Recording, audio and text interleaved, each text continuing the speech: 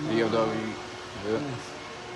Come have a look here. There's play within this steering arm here. This is called the tie rod. There's a ball joint within this casing here. This ball joint is what controls your steering when you're applying left and right. If you have a look on the tyre, you can see that this tyre rod is defective by uneven wear of the tyre. You see how there's worn on the inner edge and not across the actual tread. And if you look at the outer edge, you can see that there's wheel alignment indicating that the wheel alignment is out of position by the uneven wear. You come a little further at the back. If you have a look, you see that this rear differential is leaking excessive oil. This differential is what transfers power from the transmission towards the back. This car is rear wheel drive. Come and have a look here. You see, say, shine it here for me. Say, on this side, on this side. You can see the cracks that are building across this prop shaft. This prop shaft is part of this rear differential. I would advise you to replace this and repair this at the same time if you were to replace it. If you come and have a look here, these are gas pressured shock absorbers, yes? You can see that it's leaked the gas out, hence why the corrosion has built up. If this was fluid and oil, we would have seen a mist of oil.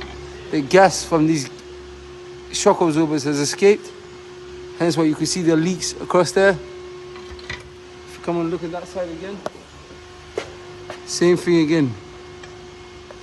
The corrosion and the water marks there, they're not water or fluid. This is a gas pressure shock absorber. The gas has leaked and it's caused this fluid leak. It's a chemical reaction of when the gas leaks into the atmosphere. You come and have a look on this bit. Shine there at the disc there. You can see that the disc itself is worn out. If you have a look here, the sensor is exposed towards the rim as well. This sensor needs to be positioned properly. Then when you come and have a look from this side, you can see that the disc is lipped, worn. Shine it across the pad. That's the outer pad, and the inner pad is more worn than this one. Come on this side for me. Shine the light at this corner of the brake disc again. You can see that the disc is lipped.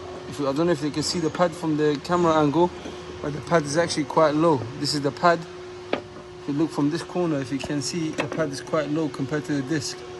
But if you look at the outer disc, you could only see a lip and slight wear of the pad itself, yeah?